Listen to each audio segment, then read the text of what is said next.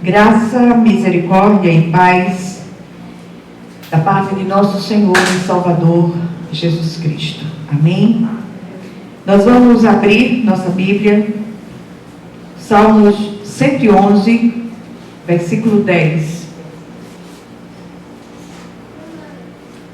Enquanto vocês abrem, continuemos as nossas orações pela nossa irmã Ruth. Ela continua inconsciente, que o Senhor possa entrar com a providência ali naquela situação em nome de Jesus. Ali só um milagre.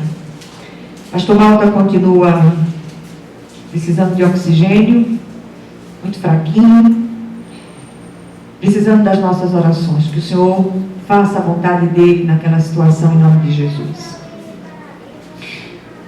Salmos 111, versículo 10, diz assim a palavra do Senhor: O temor do Senhor é o princípio da sabedoria. Revelam prudência todos os que o praticam. O seu louvor permanece para sempre. Amém? Vamos orar. Senhor nosso Deus e nosso Pai Celestial, clamamos a Ti, Senhor, força para entregar essa palavra. Que o Senhor possa ministrar aos nossos corações renovo de alma, ânimo, que o Senhor aqueça a nossa alma e que essa palavra, Senhor, encontre abrigo nos corações e que nenhum de nós, depois de ouvi-la, permaneça do mesmo modo, mas que sejamos profundamente ministrados pelo Teu Espírito. Rogamos a Ti, Senhor, que o Senhor afofe o leito da sua serva Ruth, do seu servo Pastor Malta, que o Senhor esteja ali operando maravilhosamente, segundo a Tua santa, excelsa e soberana vontade, que não seja a nossa vontade prevalecente, Senhor, mas que seja a Tua vontade em todas essas situações. Também pedimos por Fernando, marido de Vera, que o Senhor esteja ali, visitando aquele Teu filho, e que em nome de Jesus, repito, tudo aconteça segundo a Tua excelsa e santa e soberana vontade, em nome de Jesus. Amém? Meus amados, eu queria primeiro agradecer a vocês as orações, o zelo, o acolhimento, o cuidado. Vocês não têm ideia como isso tem sido importante para nós, tem aquecido os nossos corações. E eu queria falar de uma coisa prática com vocês. É que nós, na medida do possível, eu queria pedir inclusive a nossa irmã Mara que se encarregasse disso, que se cotizassem para revezar com a nossa irmã Tomires, né? O custo dessas viagens não são baratos, é em torno de R$50 para ir, R$50 para voltar e tudo, e ela tem arcado com tudo sozinha. Então, se vocês puderem, eu não tenho cabeça para isso agora, mas eu queria pedir às irmãs que se mobilizassem nesse sentido, em nome de Jesus. Amém? Eu queria falar hoje de algo que tem incomodado muito nos últimos tempos. É a falta de temor e tremor diante de Deus. E eu queria chamá-los à responsabilidade quanto à reverência devida ao Senhor. Nós encontramos aqui o salmista exaltando o Senhor por sua glória e majestade. Ele também exalta o Senhor por suas obras magníficas e por sua aliança estabelecida com o seu povo. E essa atitude não é incomum, pelo menos naqueles dias, por parte de vários outros salmistas e demais servos de Deus. Havia uma consciência muito grande da presença, dos atributos eternos de Deus e da sua obra redentora. Havia uma santa reverência, um santo temor em relação ao sagrado. E parece que nós temos perdido isso. O que tem acontecido em nosso tempo? O que se passa na cabeça dos cristãos contemporâneos? Tenho ficado abismada com a falta de temor e tremor diante do Senhor e de sua majestade.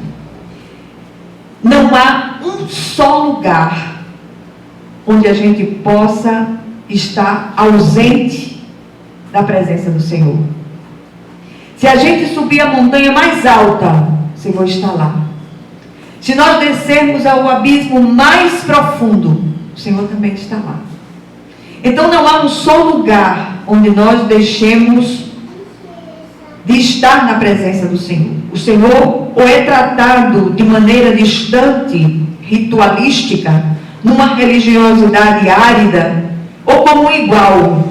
Demonstra-se muitas vezes uma pseudo-intimidade tão irreverente que muitos até se atrevem a dar ordens a Deus. E é muito interessante nesses dias que eu estou no hospital e às vezes a gente muda de canal e está passando um culto da igreja eletrônica e com raríssimas exceções ouve-se uma palavra reverente, uma palavra cheia da presença de Deus. Tudo gira em torno do material, em torno do palpável, do tangível. E as pessoas, como eu já havia dito, costumam dar ordens a Deus, fazendo suas exigências como se o Senhor fosse um empregado cósmico. Nós já falamos sobre isso tantas vezes. À disposição deles, ou até mesmo o desrespeito das piadas infames que são feitas com o nome do Senhor, com a maior sem cerimônia, mesmo no meio dos que dizem ser cristãos. Há uma falta de reverência e uma ausência da consciência da presença de Deus tão grande que chega a ser doentia. É assustadora. E aí a gente traz algumas considerações a respeito disso e eu queria compartilhar com vocês. Primeiro, enquanto o salmista pontua de forma reverente as alianças feitas e os feitos memoráveis de Deus, há hoje um desdém em relação a essas coisas. Alianças são desconsideradas. Segundo, ordenanças são negligenciadas, atraindo grandes juízos. A gente tem visto um tempo de grandes juízos sobre a terra.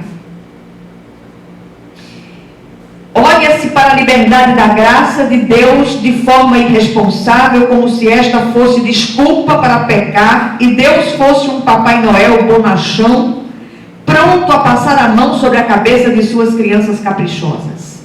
Cuidado, de Deus não se zomba. Não podemos usar da liberdade para dar lugar à carne, como diz o apóstolo Paulo falando aos Gálatas. Graça é o favor imerecido de Deus e ela deve nos tornar cada vez mais reverentes e devedores do Senhor, não atrevidos e inconsequentes.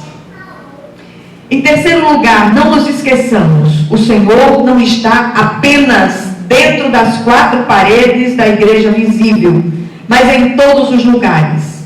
Tem faltado temor a Ele em nossos lares, em nossos ambientes de trabalho, nas relações interpessoais, na seriedade da nossa adoração, quando ela existe.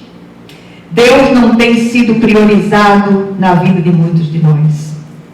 Tudo tem ocupado um lugar de honra na vida dos que se dizem filhos de Deus. Quantos altares têm sido erigidos aos deuses estranhos, cultuados por nós, às ocultas nos porões de nossas almas. Depois queremos ter vitórias em nossas demandas pessoais. Caso continuemos assim, só amargaremos derrotas.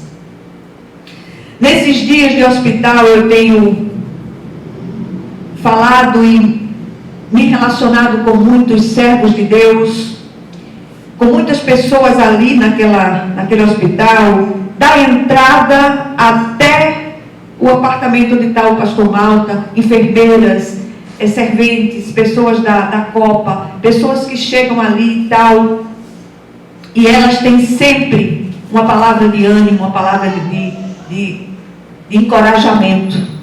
E eu escutei essa semana uma história muito, muito triste de um cidadão que trabalhava numa dessas fábricas nas cercanias. E esse homem,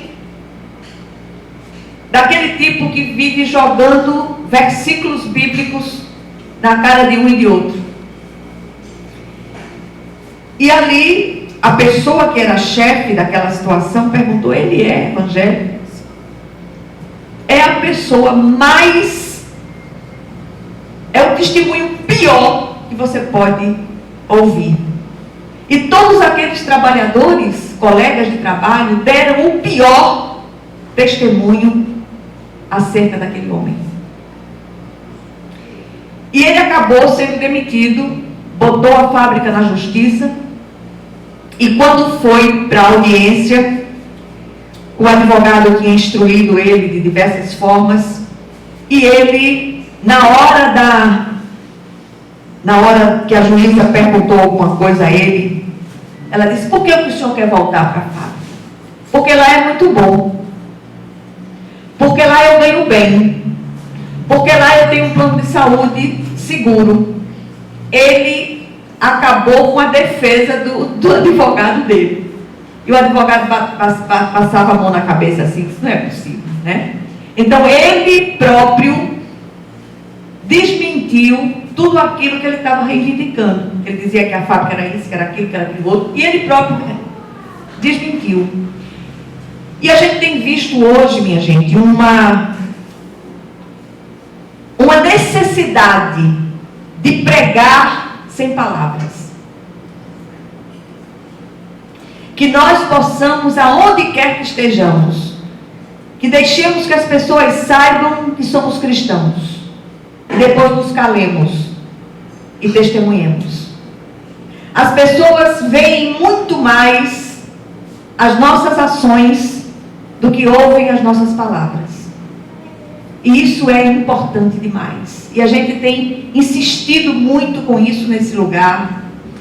Que o Senhor possa aplicar essa palavra e trazer a cada um de nós uma santa compulsão por testemunhar. Não, eu não estou falando de você ir lá para frente e dar um testemunho, não. Você ser um testemunho vivo. Ser cristão é ser um pequeno Cristo, aonde quer que estejamos. Em quarto lugar, tratamos Deus como se fosse um empregado cósmico. Já falamos sobre isso logo no início. Sempre pronto a atender os nossos caprichos de filhos ingratos. O que aconteceu com a presente geração de cristãos? O salmista aqui chama atenção para 3 fatos que o fiel não deve perder de vista. Primeiro, o temor do Senhor é o princípio da sabedoria. Temor aqui não é medo de Deus, mas uma santa reverência pela majestade de Deus e pela consciência de sua santa presença, aonde quer que estejamos. Segundo, revela prudência os que o praticam. Sem temor a Deus não há sabedoria. Sem sabedoria cavamos os nossos próprios abismos. O salmista sabe as consequências de desconsiderar Deus em nossos planos, de fazer tudo à revelia dele, de maneira autônoma. Temos percebido uma tendência contemporânea à autonomia muito grande. Não falo em relação a dependências humanas, não, mas ao andar autônomo em relação ao Senhor, o que é trágico sob todos os aspectos. As pessoas têm andado de peito inflado, se achando o máximo. A palavra de Deus é absolutamente atual, e o que valia para os dias antigos vale também para hoje. O Senhor nos ordena a priorizar o reino de Deus e sua justiça, e as demais coisas nos serão acrescentadas. Em terceiro lugar, o louvor do Senhor permanece para sempre. O Senhor deve ser louvado, exaltado por tudo que Ele é, tudo que Ele criou, por todas as suas ações e intervenções na história e em nossas vidas particularmente. Que louvemos ao Senhor, sobretudo com a nossa vida. Tem um autor cristão, que eu não me recordo agora, para variar, ele disse o seguinte: que nós sejamos um aleluia da cabeça aos pés. E para concluir, meus irmãos, façamos tudo para a glória de Deus. Tudo vem dele, é para ele e vem por meio dele. Não podemos esquecer esta verdade, que deve ser testificada por nós, assim como fazia José no Egito e Daniel e seus amigos em Babilônia. O Senhor honra aqueles que o glorificam com suas vidas. Segundo lugar, que possamos rever nossas posturas ególatras e autônomas enquanto há tempo, antes que o Senhor nos envie grandes alfinetes do céu para furar nossos balões de vaidade.